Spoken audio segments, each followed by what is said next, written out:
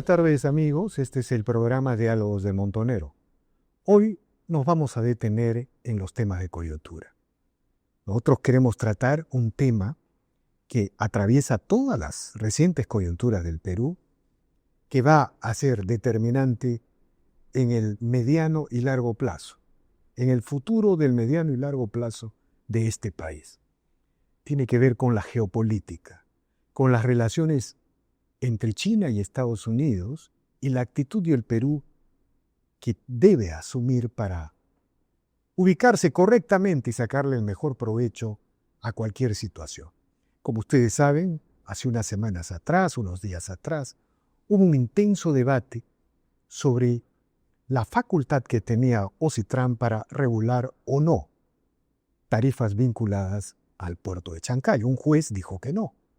Esa decisión está en apelación y hubo posiciones a favor de la legalidad de la decisión tomada por el juez y en contra de la legalidad tomada por el juez.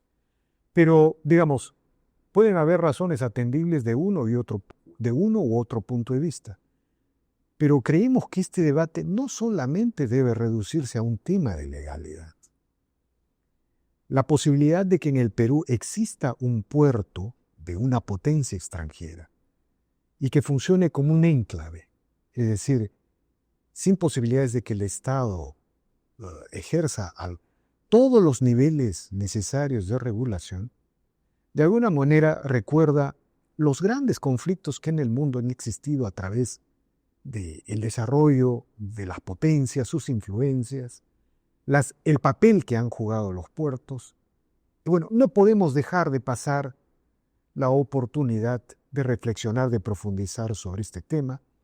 Y por ese motivo, el día de hoy hemos convocado al señor Francisco Tudela, ex canciller de la República, especialista en asuntos internacionales, diplomático de larga trayectoria y un entendido, un profundo conocedor de estos problemas. Bueno, y le decimos buenas tardes, señor Tudela, gracias por el diálogo. Muy buenas tardes, Víctor Andrés, y muchas gracias por la invitación. No, gracias a usted, es la primera vez que lo entrevistamos en nuestro humilde set.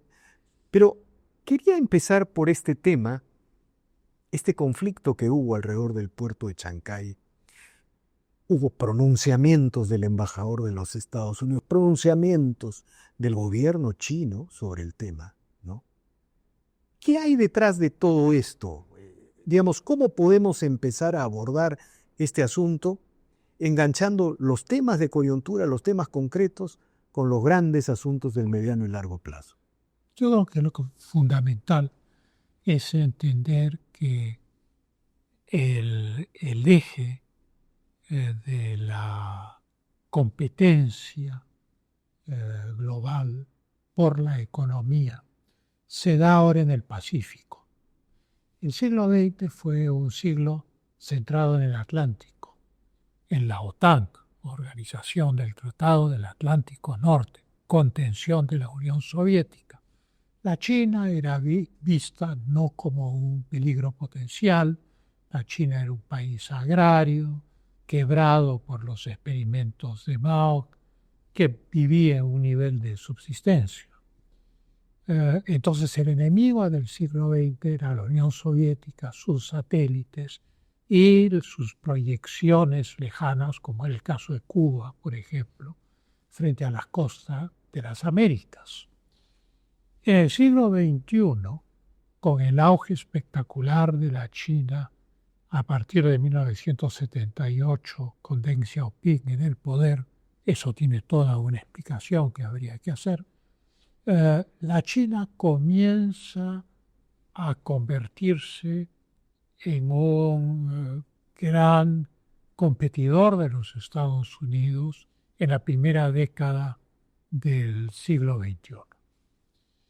Y las grandes rutas navales por las cuales la China se abastece para sus industrias pasa a través del canal de Panamá o vienen del Océano Índico, en fin, y confluyen hacia los puertos de la China, hacia Shanghái principalmente, y se genera una doctrina que la China califica primero como la ruta de la seda, porque lo que está pensando la China es en su proyección a través del Asia a Europa y de ahí a los Estados Unidos.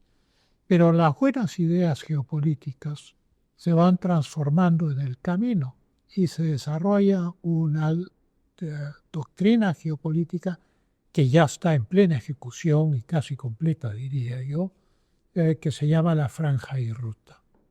La franja y ruta. Okay. La franja son todas las vías de comunicación terrestres y la ruta son las grandes rutas navales en los océanos.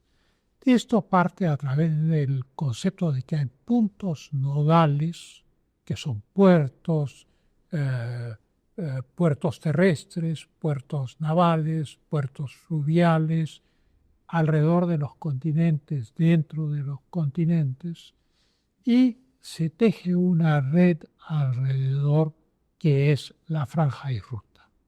Imaginémonos una especie de malla alrededor del mundo. Entonces la China empieza a contratar los servicios, a concesionar los servicios de puertos muy importantes. Están en Hamburgo, están en Rotterdam, están en Singapur. El Canal de Panamá. El Canal de Panamá con C.K.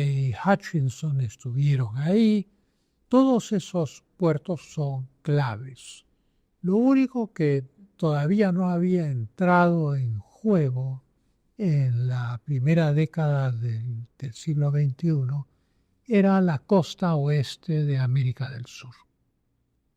Y los Estados Unidos desarrollan además una estrategia militar, puesto que sus aliados en el Pacífico Norte se ven amenazados por la China. La China ocupa las islas Spratly, que pertenecen a Filipinas. Filipinas recurre a la Corte Internacional de Justicia de La Haya. La Corte da una opinión, dice que las islas son filipinas. Pues bien, la China no desocupa. Estos atolones los convierte en unas losas de concreto armado ocupadas por el Ejército Popular Chino, con misiles, radares, armamento, etc.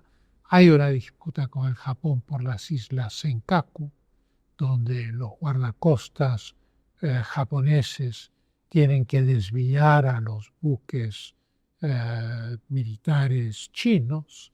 El reclamo sobre Taiwán, porque lo que ocurre es que la China, para acceder abiertamente al Pacífico, tiene que atravesar un cordón de islas que van desde el Japón hasta Taiwán. Y, naturalmente, el mejor acceso para el Pacífico es el estrecho de Taiwán. Entonces, las reclamaciones sobre el territorio de Taiwán como parte de la China, exigiendo la reincorporación de Taiwán a la República Popular China, son de alguna manera recíprocas a las reclamaciones de Taiwán, que dice ser el auténtico gobierno de China y que por lo tanto la China está bajo un régimen ajeno a la tradición. Entonces, lo primero que busca la China es salir al Pacífico Norte. El presidente Obama responde y el presidente Obama desarrolla con la secretaria de Estado Hillary Clinton la doctrina del pivote en Asia y el 70% de la flota norteamericana se desplaza al Pacífico para proteger a las Filipinas, para proteger a Japón, para proteger a Taiwán y luego para proteger al Indo-Pacífico, ya en el Pacífico Sur, porque también esa es una zona de expansión de la China. Y entonces hace que Australia rompa un contrato con Francia, por el cual ha comprado 10 submarinos de última generación a Francia, y se construyen 9 submarinos en Australia con reactores nucleares norteamericanos. Es la primera vez que los Estados Unidos transfieren ese tipo de tecnología militar a otro estado. Como no van a estar listos a tiempo, a finales del 2025 y principios de este año, le dan a Australia 3 submarinos nucleares de la clase Virginia. Pero entre tanto, y acá termino esta parte de exposición, la China ha decidido construir un puerto en América del Sur. Uno. No ha construido ningún puerto en América del Sur. Y construye el puerto de Chancay en el Perú, en un país que tiene 3.000 kilómetros de costa, que es geopolíticamente el corazón del oeste de América del Sur, que tiene 5 fronteras permeables por lo demás con países importantes del continente, que es el país que tiene las segundas reservas de cobre más importantes del mundo. Es el segundo país pesquero más importante del mundo, después de la China, que pesca en el límite de las 200 millas peruanas. Es un país que tiene tierras raras, que tiene litio, cordillera polimetálica, una de las 3 cordilleras polimetálicas más ricas del mundo, junto con el Ran sudafricano y los Urales en Rusia. Entonces esto produce la protesta de los Estados Unidos a través del Comando Sur. Comando Sur es la organización militar para las Américas.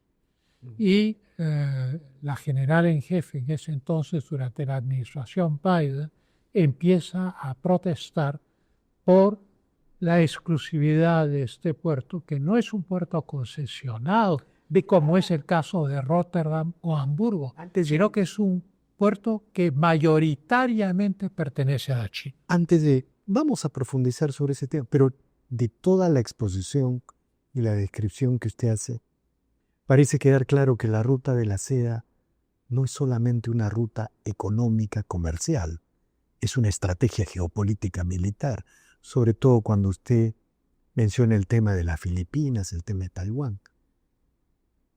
Entonces, lo que estamos, digamos, esta tensión geopolítica entre China y Estados Unidos no es un asunto solamente de aranceles, de volumen de comercio, sino es un tema de seguridad geopolítica, es un tema militar. Eso es lo que me parece concluir de su exposición. Bueno, veamos el fin de las guerras napoleónicas. El Imperio Británico ya se ha posicionado de distintos lugares en el mundo. Tiene Gibraltar, tiene la isla de Ascensión, la isla de Santa Elena, donde Napoleón va a ser deportado. En los tratados subsiguientes a las guerras napoleónicas se hace del Tao, que era una colonia holandesa, se instala en Diego García del Océano Índico, Hong Kong, después de un conflicto con la China, que es la guerra del opio, que es el principio de lo que la China llama el siglo de la humillación. Y entonces el Imperio Británico teje una malla alrededor del mundo. ¿Qué impulsa esta malla? La revolución industrial. Esto es, Inglaterra es el primer país manufacturero del mundo. Compra materias primas alrededor del mundo e incluso en sus colonias. El caso de la India es paradigmático. La India puede producir cáñamo, puede producir algodón, puede producir lana, pero no puede fabricar las telas. Todo eso se lleva a Inglaterra, se convierte en telas y esas telas regresan a la India para ser vendidas a la población. El sistema chino está inspirado en lo fundamental en el sistema británico. El famoso collar de perlas. El collar de perlas son esas islas que van desde Sakhalin, el Japón, las islas que he descrito, la Senkaku, y que llegan hasta Taiwán. Esas islas se llaman el collar de perlas.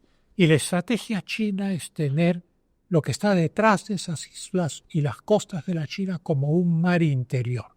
La China toma todo su pensamiento estratégico de los Estados Unidos, de Alfred Thayer Mahan, quien fuera director de la Escuela Superior de Guerra Naval en Newport y de los Estados Unidos, y quien fuera el gran teórico de la estrategia naval. Tiene un libro famoso que se llama La influencia del poder naval en la historia.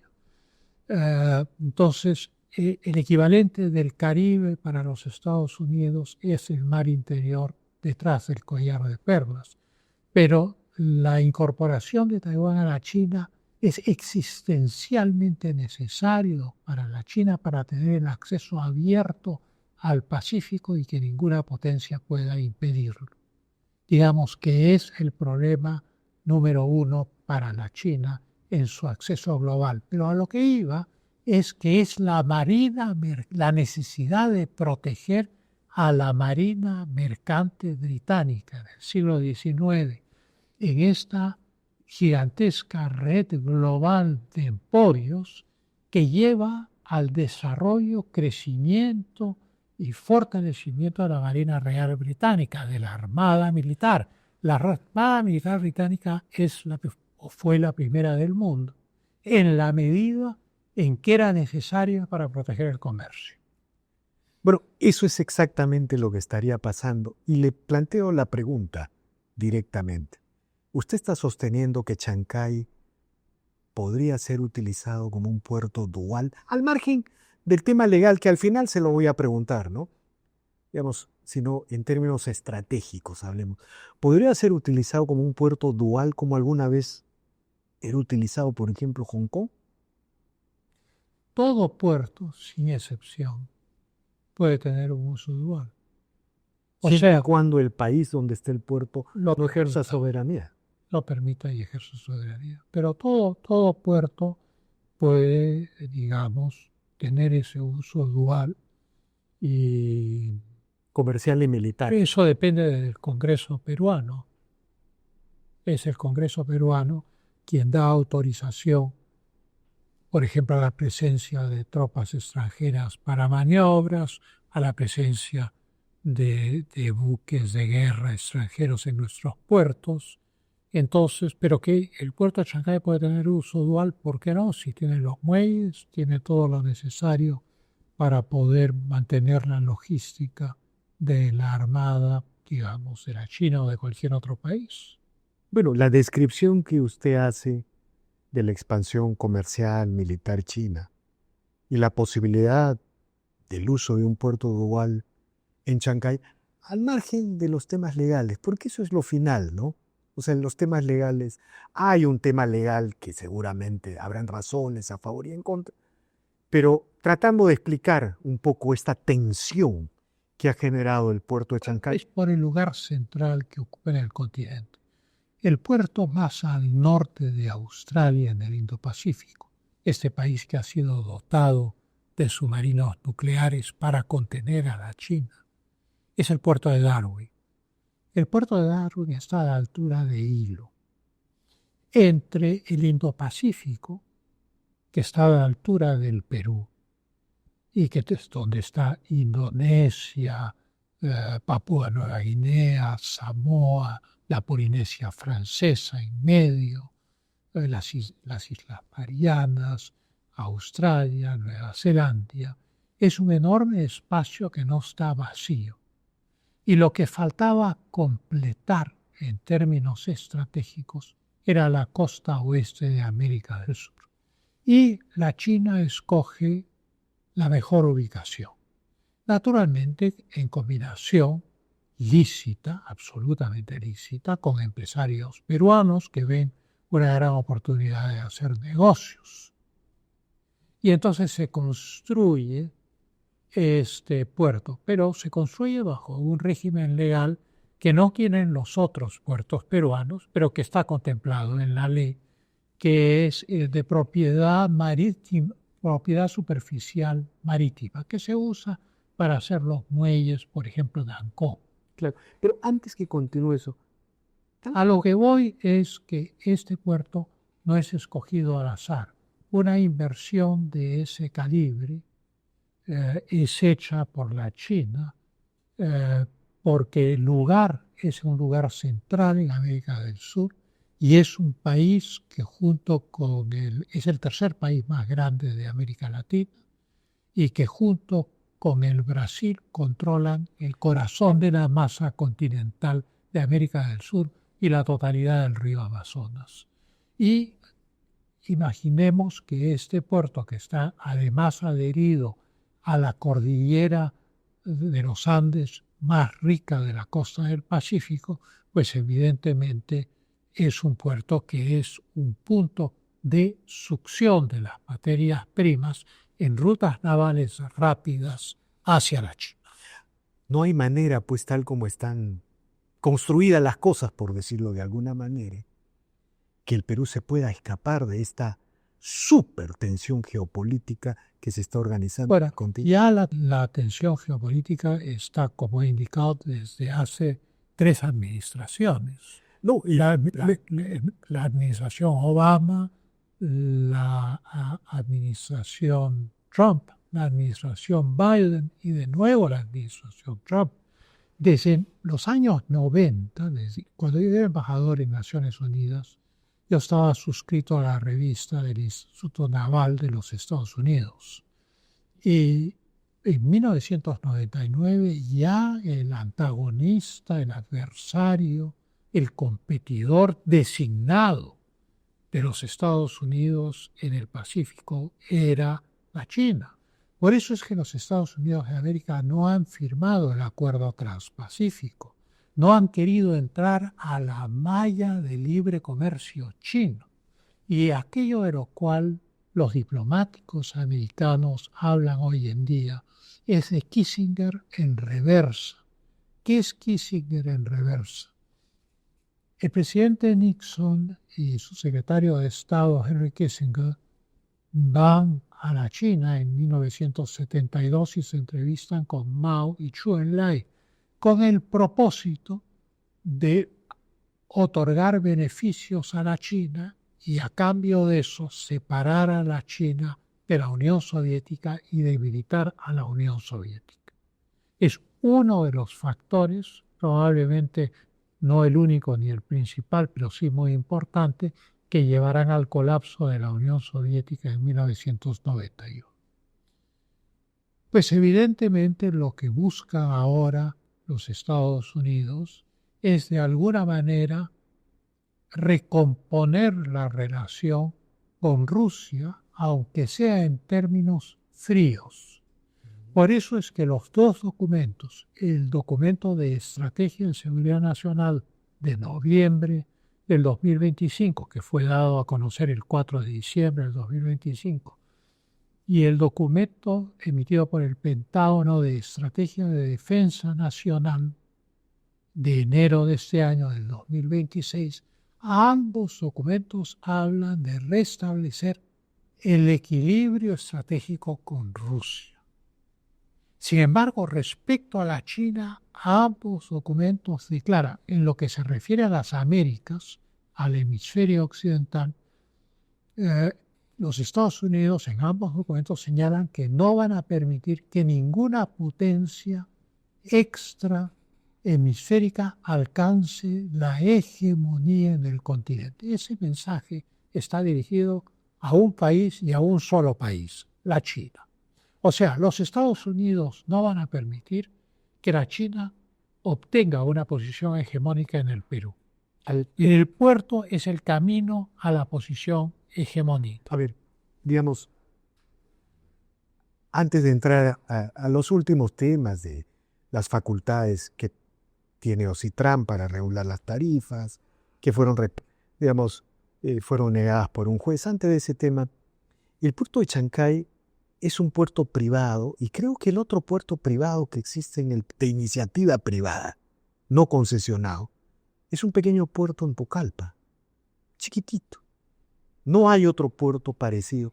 Y todos los demás puertos en el Perú han sido concesionados. Han sido concesionados. Digamos, esto, si bien es cierto, no revela nada ilegal, nada... Revela una falta de decisión estratégica. Esencial, que es que, aunque sea simbólicamente, la concesión implica el imperio soberano del Perú sobre el puerto. Chancay es la excepción.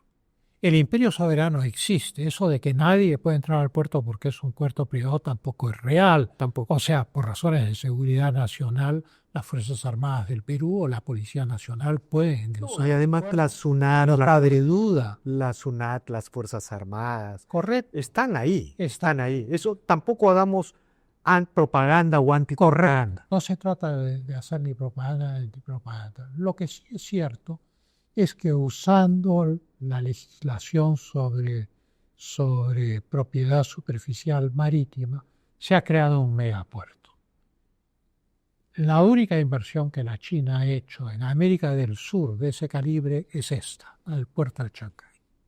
El argumento de ciertos sectores que son incondicionales o no quieren ver la contención dentro de la cual el Perú ha entrado sin quererlo, es que los americanos se durmieron y que ellos debieron haber invertido en ese puerto. Hay una diferencia de fondo que creo acá es importante aclarar. COSCO Shipping, como muchas otras empresas que están en América del Sur, son empresas estatales cuyos fondos provienen del Estado chino.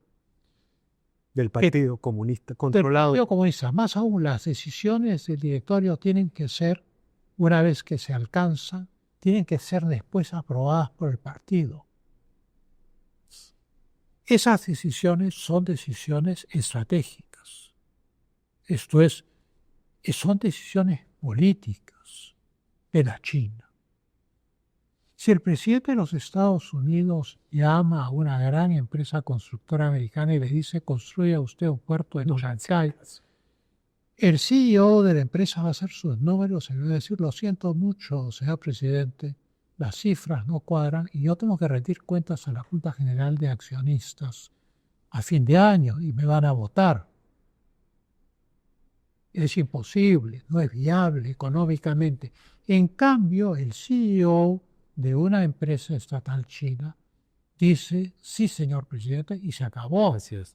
Porque ese Estado chino le va a pagar, aunque sea el sobreprecio. Es parte del plan quinquenal. Correcto. Entonces, no hay una condición competitiva igual entre un régimen de libertad económica privada y un régimen mixto en el cual hay empresas públicas que actúan en el ámbito privado.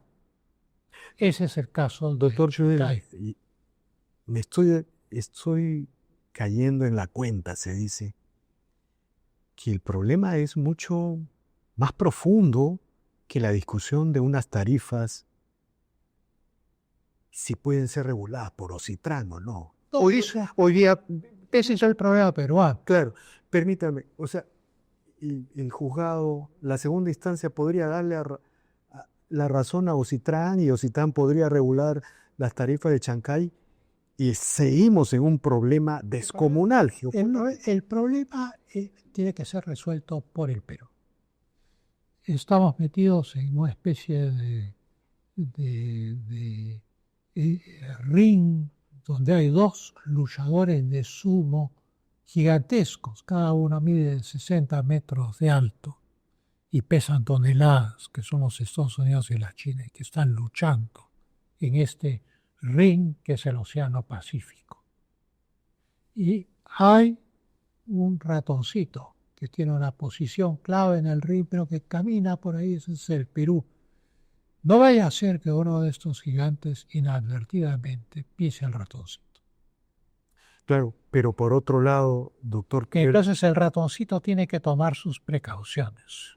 Claro, y por otro lado, el Perú tiene que decidir cuál es su visión geopolítica. Los aliados de Estados Unidos en el Asia, que es la zona de mayor irradiación económica china, han sido confucianos y pragmáticos. Claro.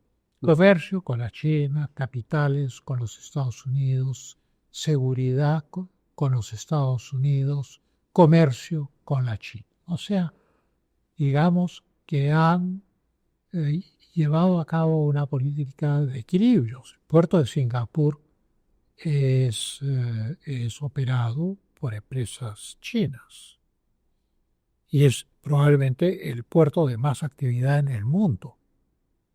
Pero simultáneamente Singapur como Estado está alineado con los Estados Unidos de América y compra su armamento en los Estados Unidos de América o en Occidente, digamos, en general. De tal manera que una cosa es la política económica, otra cosa son las relaciones diplomáticas y la pertenencia a determinado mundo histórico, en este caso Occidente, y otra cosa muy diferente son los alineamientos económicos, o sea, las políticas mercantiles.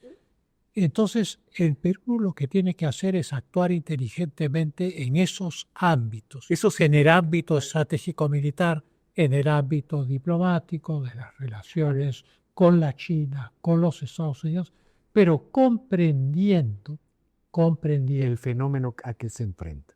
que, digamos, estas dos potencias necesariamente están en contención.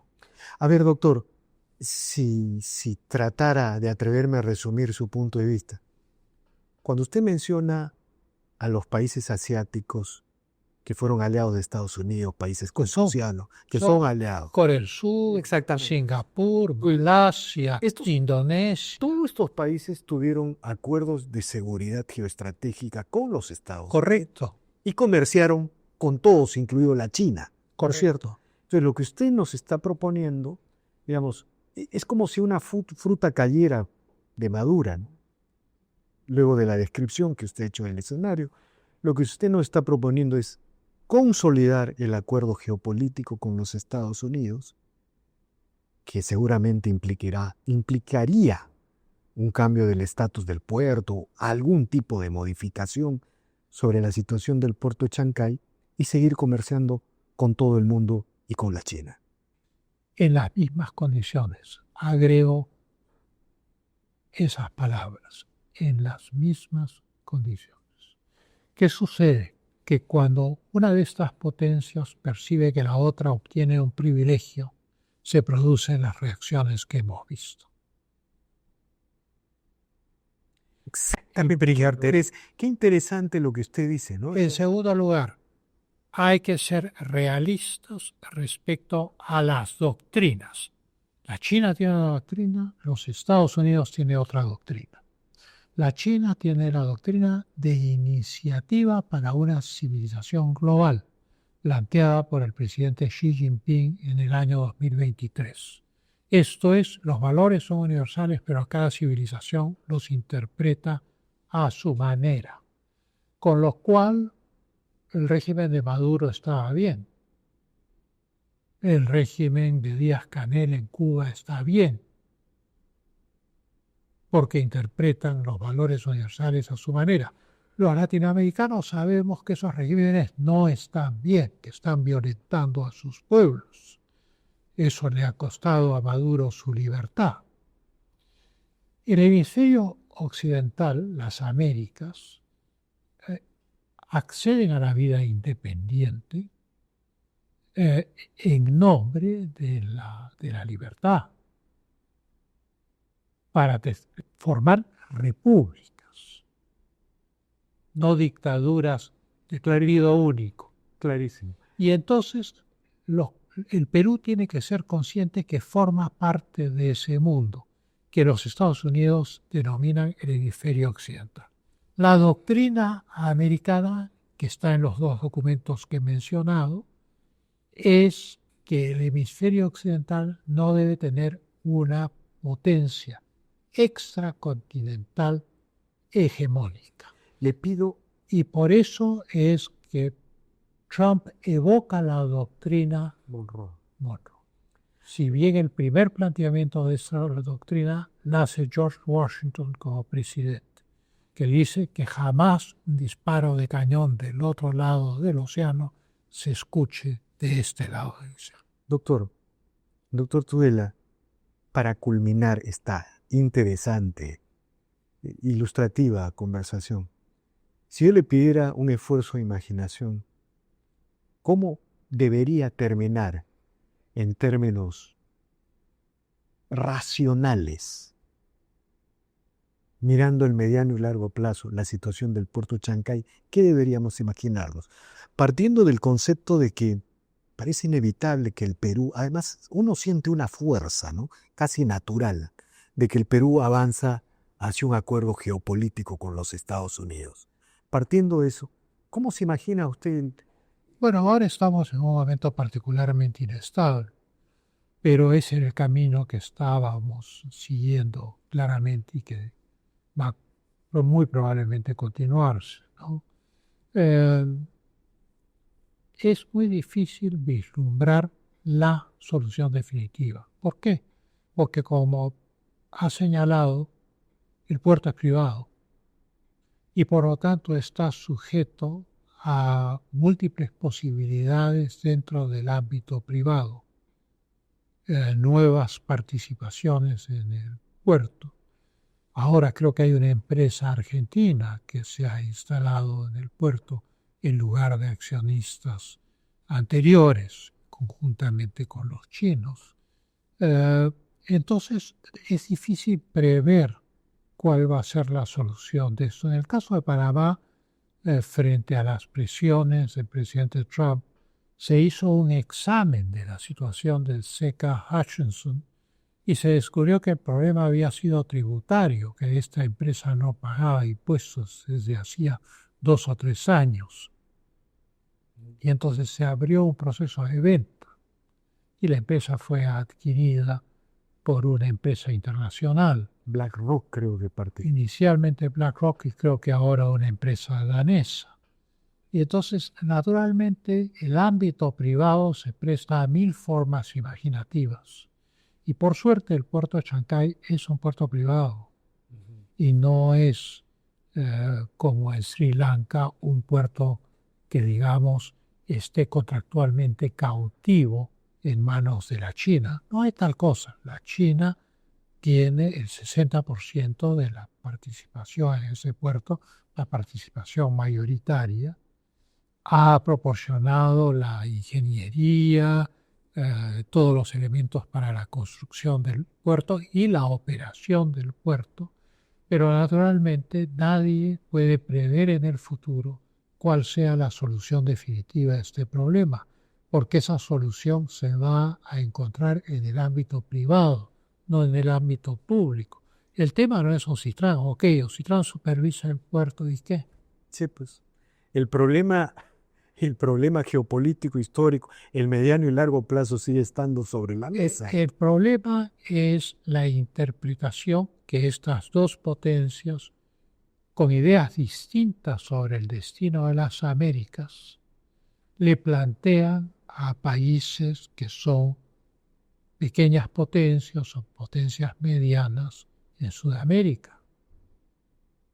Y entonces, naturalmente, nuestro rumbo tiene que ser un rumbo que tiene que tomar en cuenta los factores económicos, que tiene que tomar los factores militares en cuenta, que tiene que tomar las relaciones diplomáticas, las afinidades políticas de régimen político en cuenta, porque no podemos hacer de cuenta de que todo eso no existe frente a un problema de esa naturaleza. Clarísimo, doctor Tudela. Le agradezco infinitamente por esta reveladora conversación. Está clarísimo. El problema de Ocitrán es la superficie del problema, ¿no es cierto? Un juez puede decir esto, lo otro. Es un problema burocrático. Claro, El problema de fondo es la pugna estratégica entre la China y los Estados Unidos por el Pacífico. Y ahora lo que estaba antes en el Pacífico Norte está en el Pacífico se ha cerrado desde la Antártica hasta el Polo Norte como un solo espacio geopolítico y geoestratégico. De acuerdo. Clarísimo, doctor Tudela. Bueno, muchas gracias por permitirnos esta conversación y tenemos que seguir conversando estos temas. Gracias por haber venido a nuestro humilde set. Y bueno, Bueno, se trataste. bueno, gracias, doctor. Y seguiremos conversando como siempre lo hemos hecho en los últimos años desde la Fundación del Montonero. Ya. Bien amigos, esta ha sido una nueva e interesante conversación, es un nuevo programa de Diálogos del Montonero. No olvide de suscribirse al canal, deje su comentario. Así este proyecto se consolida, avanza. Muchas gracias amigos.